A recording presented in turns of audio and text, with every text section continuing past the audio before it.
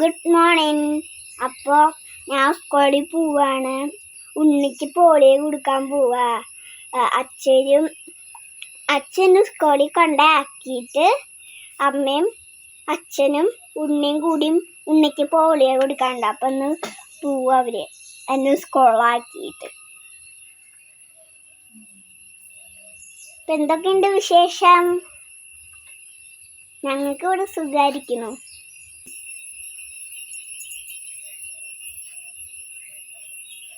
അമ്മ ഇവിടെ ഇരിക്കുന്നു. ഉണ്ണീനെ ഒരുക്കിക്കൊണ്ടിരിക്കുകയാണ് വാക്സിൻ കൊടുക്കാൻ പോവാൻ.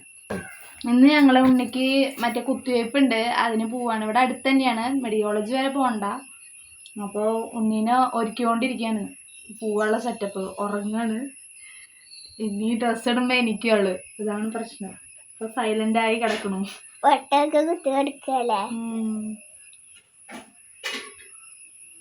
ദിയമോള് ഇപ്പൊ സ്കൂളിൽ പോവാൻ നിൽക്കുക. ദിയമോളെ വിട്ടിട്ട് വേണം. എന്നെ ആദ്യം റെഡി ആക്കി, എന്നിട്ട് ഉണ്ണീനെ പൊട്ടൊക്കെ തൊട്ട് എടുത്ത്.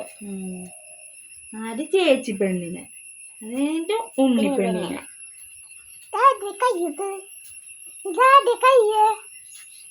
കുഞ്ഞു പെണ്ണിന്റെ ആണോ?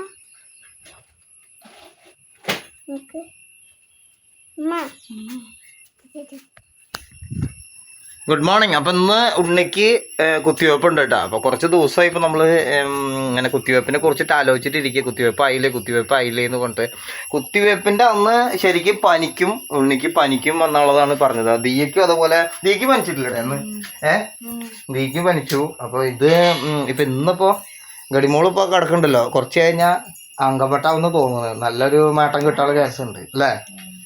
എന്താവുന്ന അറിയില്ല. ഞാൻ പുറത്ത് നിൽക്കുള്ളൂ കേട്ടോ, എനിക്ക് അകത്തേക്ക് പോകാൻ പറ്റില്ല, നമുക്ക് അതിനുള്ള ധൈര്യമില്ല. ഉണ്ണിക്ക് കുത്തിവയ്ക്കാന്ന് പറയുമ്പോൾ തന്നെ നമുക്ക് നല്ല ധൈര്യ. അതെ, അതല്ല ഇന്നലെ പറഞ്ഞു എൻ്റെ അടുത്ത്, ചേട്ടൻ നിൽക്കോ ചോദിച്ചിട്ടുണ്ടായിരുന്നു.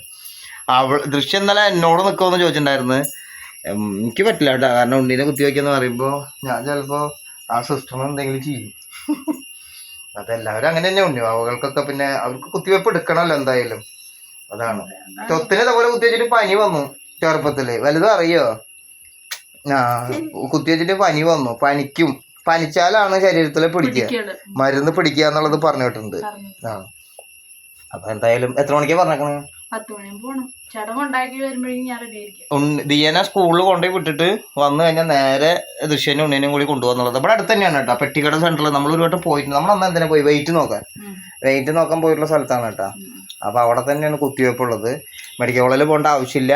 പിന്നെ ഇന്ന് കാലത്ത് ഉണ്ണിക്ക് ചെറിയൊരു കുറുങ്ങലുണ്ടായിരുന്നു. ചോദിച്ചിട്ട് അവിടെ ഡോക്ടർ ഉണ്ടാവും. അതെ, ഡോക്ടറോട് ചോദിച്ചിട്ട് എന്താണെന്ന് വെച്ചാൽ ചെയ്യാന്ന് വെച്ചിട്ട് കുറുങ്ങൽ പോലെ ഉണ്ടായിരുന്നു. പക്ഷെ ഞാൻ ചെക്ക് ചെയ്ത് നോക്കിയപ്പോ എനിക്ക് അങ്ങനെ തോന്നിയൊന്നുമില്ല. ദൃശ്യക്ക് ചെറുതായിട്ട് തോന്നിയെന്നാ പറയണത്. അപ്പൊ ഞാൻ പറയണത് എനിക്ക് അങ്ങനെ ഫീൽ ഒന്നും ചെയ്തില്ല കേട്ടോ. ചെറിയൊരു, പിന്നെ എന്താ വെച്ച് കഴിഞ്ഞാൽ ഈ മഞ്ഞ് പുലർച്ചെമ്പോൾ മഞ്ഞുണ്ട്. ഇപ്പൊ മഴയും അന്തരീക്ഷമൊക്കെ തണുപ്പുള്ള കാരണം അപ്പൊ അതിൻ്റെതാവാമെന്ന് വിചാരിക്കുന്നു. കാലത്ത് ചിലപ്പോൾ കുറച്ച് കഴിഞ്ഞാൽ റെഡി ആവും.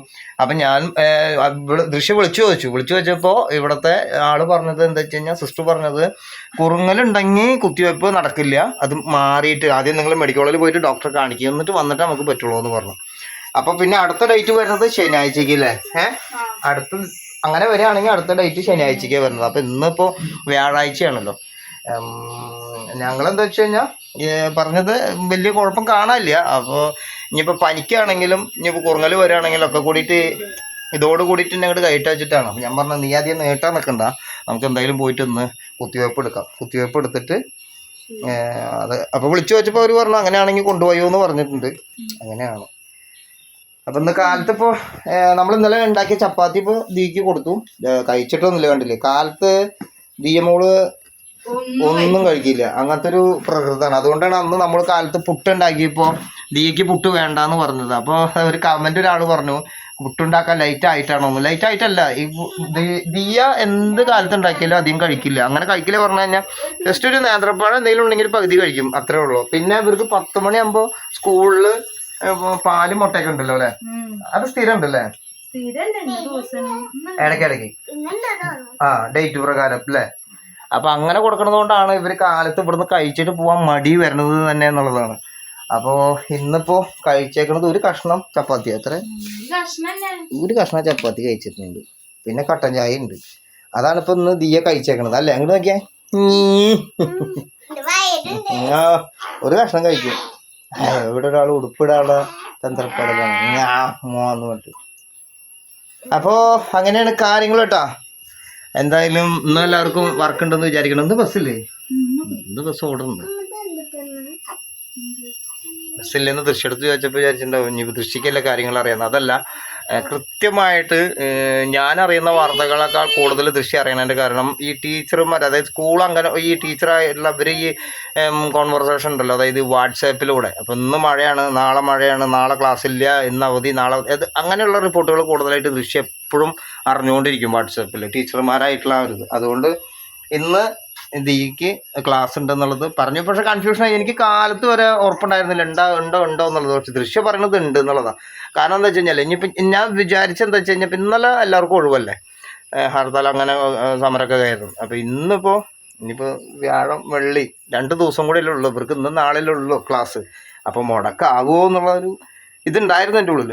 എന്തായാലും ക്ലാസ് ഉണ്ട്, ഞാൻ പോവാൻ സമയമായി തുടങ്ങിയിട്ടുണ്ട് കേട്ടോ. അപ്പോൾ 9:30 അവിടെ ബെല്ലടിക്കും, പ്രയറും കാര്യങ്ങളൊക്കെ ഉണ്ട്. അപ്പം വേഗം ദിയനെ സ്കൂളിൽ കൊണ്ടാക്കി വന്നിട്ട് ഉണ്ണീന് ദൃശ്യനും കൊണ്ടുപോയിട്ട് ഹെൽത്ത് ഞാൻ കാണിച്ചു തരാം. എന്തായാലും ഈ വീഡിയോയുടെ ബാലൻസ് ഞാൻ ഹെൽത്തും കൂടി ഞങ്ങൾ പോകുന്ന സ്ഥലം കൂടി കാണിച്ചു തരാം. ഓക്കെ, ശരി.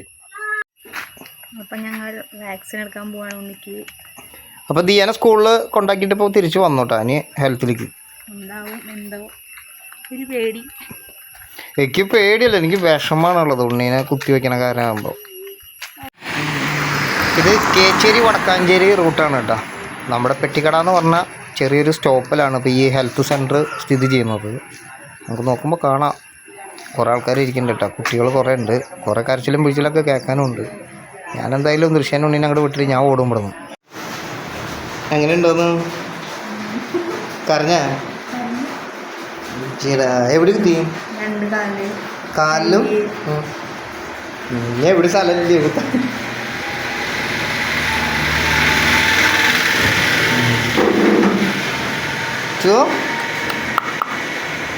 ഉറങ്ങല്ലേ? പാല് കൊടുത്താ? എത്ര കുട്ടികളുണ്ടായിരുന്നു കുത്തുമ്പോൾ? കുറേ കുട്ടികളുണ്ടായിരുന്നാ? ആൾക്കാർ കുറയുന്നു.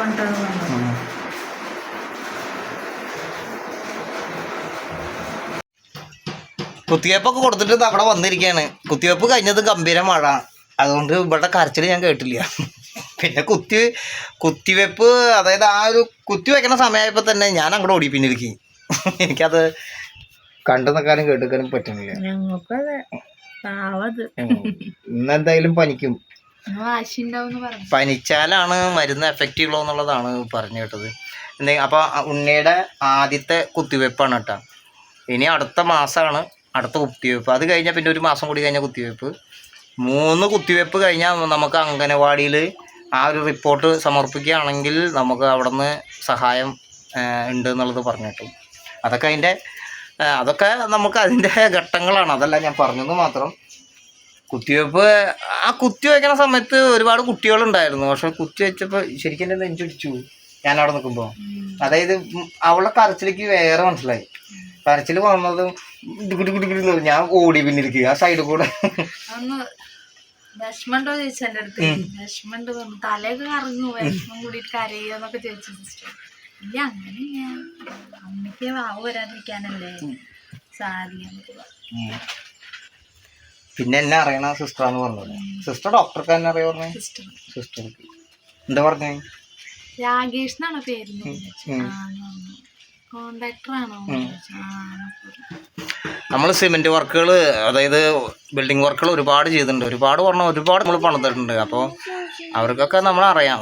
എനിക്ക് അവരെ കണ്ടില്ല ഞാൻ, അല്ലെങ്കിൽ എനിക്ക് കറക്റ്റായിട്ട് മനസ്സിലായിന് എവിടെയാണെന്നുള്ള. വെളപ്പായ ഭാഗത്ത് മുളന്താവ എന്നൊക്കെ പറഞ്ഞിട്ടുണ്ടായിരുന്നു. വിഷയം പറഞ്ഞിട്ടുണ്ട് കേട്ടോ. ഞാനപ്പോൾ കുത്തിവെപ്പ് നടത്തിയത് ഞാൻ അങ്ങോട്ട് ഓടി പിന്നിലേക്ക്. പിന്നെ നേരെ അവിടെ നിന്ന് ഇപ്പോൾ മഴയൊക്കെ കാരണം കുറച്ച് നേരം അവിടെ ഇരുന്നു.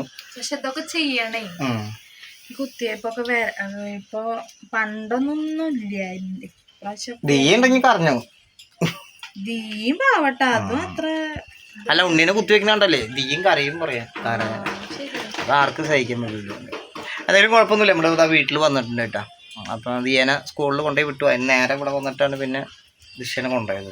ഉണ്ണീനെ പാല് കൊടുക്കുമ്പോഴേ ചെറുതായിട്ട് കാല് അനക്കി കൊടുക്കാൻ പറഞ്ഞു. വൈകിട്ടൊക്കെ കിടക്കുമ്പോഴൊക്കെ അപ്പൊ നല്ല വേദനയാവും. അപ്പൊ അങ്ങനെ വലിക്കാനാ അങ്ങനെ ഇളക്കുക, കാല് കൈയും കാലൊക്കെ ഒന്ന് ഇളക്കുക അല്ലേ. അങ്ങനെ എപ്പോഴും ചുരുട്ടി വെക്കുള്ളൂ അല്ലേ. അത് അങ്ങനെ തന്നെ അതാവാതിരിക്കാൻ വേണ്ടിട്ടാവും ഇങ്ങനെ ഒന്ന് എക്സസൈസ് പോലെ ചെയ്യിക്കാൻ. ഇവര് കാലിങ്ങനെ തന്നെ വെക്കുക. സംഭവം വേദനിച്ചിട്ടാവും ഇങ്ങനെ വെക്കണത്. എനക്കുമ്പോ അതിന് ദേഷ്യം ഉണ്ടാവും. എന്തായാലും ഇന്ന് വാശി കൂടും. ഇന്ന് കൂടും പറഞ്ഞ വാശിയല്ല, ഇന്ന് കരച്ചില് വാശി കൂടാൻ പാടില്ല. അവിടെ അടുത്തിരുന്ന് അവനെ ശ്രദ്ധിക്കുക എന്നൊക്കെ പറഞ്ഞു. കൂടാൻ പാടില്ല പറഞ്ഞ കൂടാൻ വേണ്ടത് കരയിപ്പിക്കില്ലേ, തേങ്ങനൊന്നും വരുത്തിക്കരുതെന്ന്, വാശി കാണിപ്പിക്കരുതെന്ന്. അതായത് കുട്ടി കരഞ്ഞപ്പോ തന്നെ വന്ന് എടുക്കുക.